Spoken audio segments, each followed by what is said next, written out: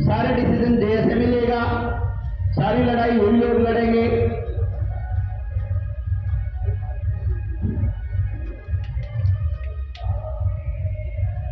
किसी शादी में चलते हैं फिर लंच करने,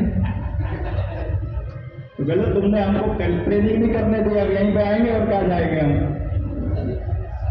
इतना जोर कर रहे हैं, ढोल बजा रहे हैं इधर। तो अर्थात क्या हुआ, वो जो कंपनियों के मालिक हैं उनकी गहराई तक जाओ, उनके डायरेक्टर्स ढूंढो कि वो जो लाभ है वो कौन ले रहा है। आपके गांव का, आपके देश का, आपके राज्य का आदमी है, इसकी आवाज बढ़ा लो, आवाज बढ़ा लो ना, उससे तेज कर लो। तो यदि उसका लाभ आपके देश को नहीं मिल रहा है, अपने देश को नहीं मिल रहा है, या हमें डायरेक्टली या इनडायरेक्टली अपने पड़ोस को नहीं मिल रहा है, तो भाई कोशिश करो रास्ता ढूंढने की कि इससे कैसे पीछा छुड़ाया जाए।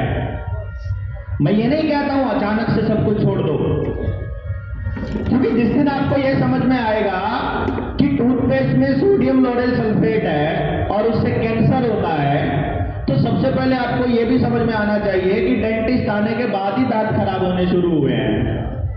दांत खराब होने का सबसे बड़ा रीजन यह है कि आदमी को यह नहीं पता उठने के बाद आपके पेट में, मुंह में पहला चीज क्या जाना चाहिए, वो लार कितनी इंपॉर्टेंट है, वो ब्रश करके सारी को बाहर फेंक देते हैं। ये नहीं मालूम है कि रात को क्या करना चाहिए, क्या करना चाहिए। अभी वो बोल रहे हैं यार, वो बोल रहे हैं कि ये आपकी त्वचा पे फैलाने वाला साबुन जो है वो 99% कीटाणुओं को मार देता है, वो मुंह के 99% कीटाणुओं को मार देता है। अब आपको कौन बताए वो 99% हमारे फायदे वाले कीटाणु होते हैं, नुकसान वाला 1% होता है, उसको नहीं मार पाता वो। तो वो मुंह में सिर्फ उनको छोड़ता है जो दुश्मन है। अब ये बात अगर हमें पता लग गई, हमारे बच्चों को पता लग गई, अब बोलेंगे फिर मुंह कैसे साफ करें।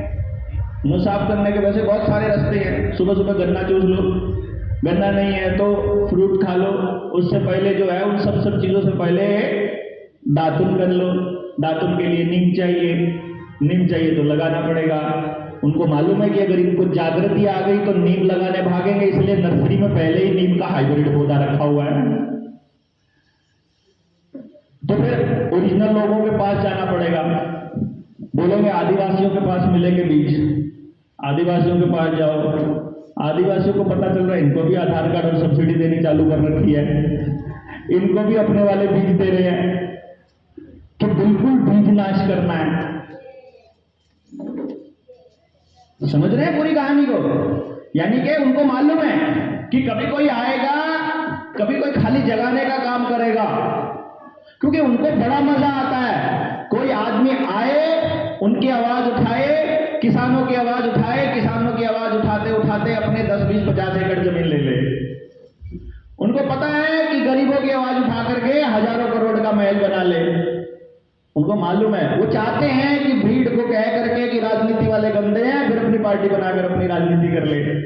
वो चाहते हैं ऐसा हो,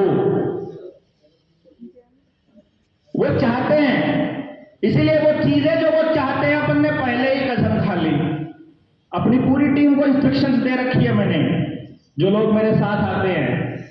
तुम्हारा मेरे साथ रहने का सबसे बड़ा मकसद एक है, किसी भी हालत में मेरे पास पैसा जुड़ा हुआ देखो तो मुझे याद दिलाना कि तुम क्या बोलते हो। और अगर कभी मेरा चुनाव लड़ने का मन करे तो मेरी हाथ जोड़कर विनती है कि तुम्हारा मकसद है मुझे हराना, मुझे जीतने मत देना, क्योंकि मैं ये काम करने के लिए नहीं निकला हूं। अगर हमको चुनाव लड़ना ही होगा भाई, अगर पूरे देश में घूम करके 543 पार्लियामेंट के मेंबर चाहिए, 2-4 हजार असेंबली के मेंबर चाहिए, और मैं अगर खाली अपने हरियाणा की बात करूं तो 10 पार्लियामेंट के मेंबर चाहिए और 90 विधानसभा के। एक आदमी के रिप्लेसमेंट में अगर 5 आदमी लेके चलूं तो 100 गुना 5, 500। यानी अगर मैं पूरे 2.5 करोड़ लोगों में से 500 सच्चे आदमी भी नहीं निकाल सकता, तो फिर काहे का व्यवस्था परिवर्तन? नहीं। अगर मैं ये कहूं कि मैं ही व्यवस्था परिवर्तन करूंगा, भूल जाओ ना।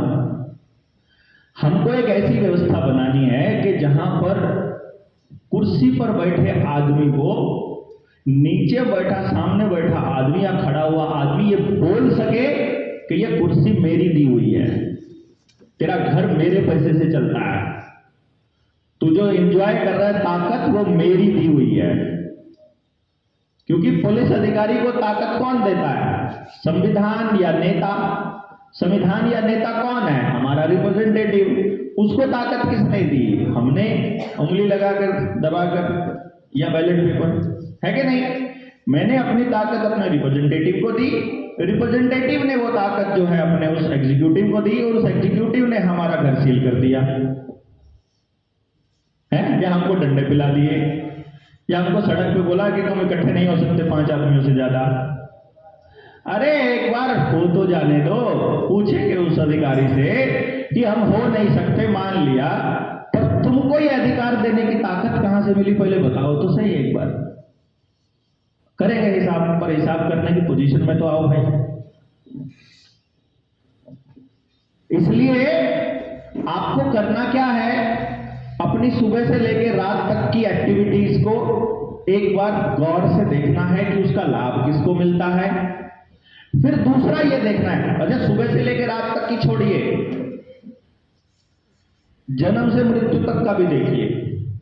जन्म से पहले आपको प्रेगनेंसी के दौरान जो दवाई दी जाती है, बच्चों को स्कूल के अंदर आयरन की टेबलेट दे रहे हैं,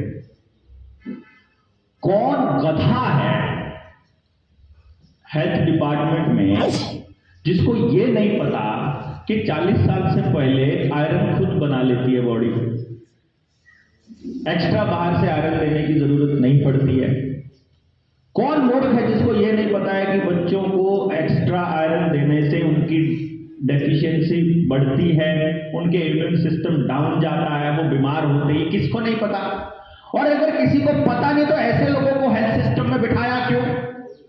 और उससे बड़े गधे वो टीचर्स हैं, उनसे पूछो इस टैबलेट में क्या है, नहीं पता, इस पे लिखा है कंपनी का नाम, नहीं पता है, किस लिए है नहीं पता, तो क्यों दे रहे हो? ऑर्डर आया है, मतलब किसी दिन जहर देने का ऑर्डर आ जाए दे दोगे? हुआ तो है। आपके मध्य प्रदेश में, महाराष्ट्र में कितनी लड़कियां बीमार हुई थी, हॉस्पिटलाइज हुई थी? 40 लड़कियां। स्कूल में दवाई दी थी, टैबलेट दी थी, फिर हॉस्पिटलाइज हुई।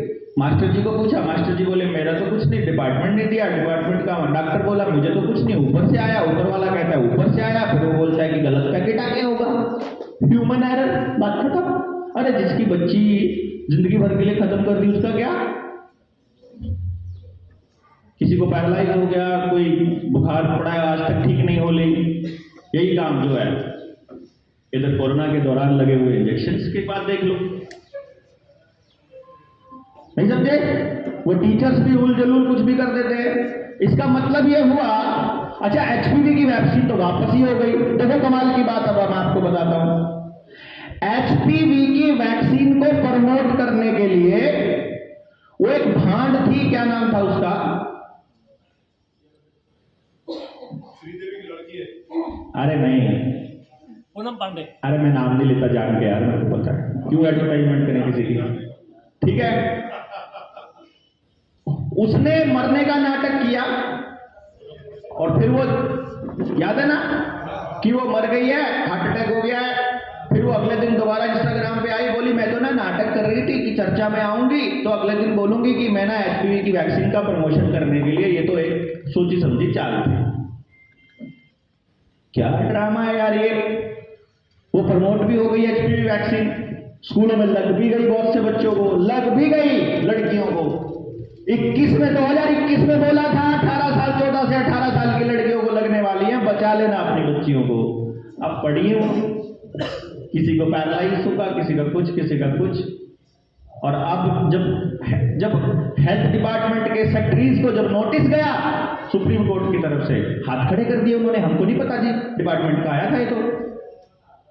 मतलब आपको कुछ भी कह देंगे वो, बैंकों का कोई भी नियम बना देंगे, हाईवे का कोई भी नियम बना देंगे, गाड़ियों का कोई भी नियम बना देंगे, घर के नक्शे का कोई भी नियम बना देंगे, सड़क पर चलने का कोई भी नियम बना देंगे। स्कूल में सिलेबस पढ़ाने का कोई भी नियम बना देंगे, स्कूल के पेपर लेने का कोई भी नियम बना देंगे, पास फेल का कोई भी नियम बना देंगे, जॉब देने का कोई भी नियम बना देंगे, काम देने का कोई भी नियम बना देंगे, स्कॉलरशिप का कुछ भी कर देंगे। कल एक साथी ने पूछा था कि अभी KYC के लिए हमको प्रेशराइज किया जा रहा है, हम क्या करें और क्यों किया जा रहा है? याद रखिए, KYC के लिए प्रेशराइज करने का केवल एक मकसद है। एक नई कंपनी आएगी, वो नेताजी को पैसा खिलाएगी, इतना पैसा तुम्हारा, इतने करोड़ तुम्हारा, इतने करोड़ तुम्हारी पार्टी का, मुझे किसानों का डेटा चाहिए 2 एकड़ से बड़े जमींदारों का। नई स्कीम निकालते हैं, उनका क्या है, डाटा को DGT को ट्रांसफर करना है, 500 रुपए में अपना सारा डेटा दे दो, वो सारा डेटा कंपनी को बेच दिया जाता है। फिर कंपनी उसका क्या करती है आपको अंदाजा नहीं है। आपकी जमीन खाने का, आपके बच्चे खाने का सारा इंतजाम करती है फिर वो कंपनी। इसमें डाल दी वो, समझ रहे ना? फिर एक नई कंपनी आती है, वो बोलेगी मुझे बच्चों का डेटा चाहिए, 10 साल से छोटे बच्चों का, तो नई स्कीम 10 साल से कम बच्चों की आ जाएगी। बोलेंगे हमको डेटा 18 साल से ऊपर का चाहिए, अब की बार महिलाओं का चाहिए, अब की बार गरीबों का चाहिए, अब की बार अमीरों का चाहिए, सिलेंडर लेने वालों का चाहिए, अब ये चाहिए, जिनके कच्चे मकान है उनका चाहिए, जिनको प्रधानमंत्री आवास योजना में मिला उनका चाहिए, अब जिन्होंने इलेक्शन लड़ा उनका चाहिए, जिन्होंने इलेक्शन नहीं लड़ा उनका चाहिए, जीतने वालों का चाहिए, हारने वालों का चाहिए, पढ़ने वालों का चाहिए, मरने वालों का चाहिए, बेरोजगारों का चाहिए, लड़ने वालों का चाहिए, जिसका चाहिए वो डेटा दे देते हैं। उनको क्या है, क्योंकि ना तो इंडिया की सरकार के पास अपना कोई सर्वर है, ना FBI अपनी रॉ के पास अपना सर्वर है, ना अपनी CID के पास अपना सर्वर, ना CBI के पास अपना सर्वर, ना PMO के पास अपना सर्वर। कंपनियों के पास सारा डेटा पड़ा है, कंपनियां हमको बेच खाएंगी भाई।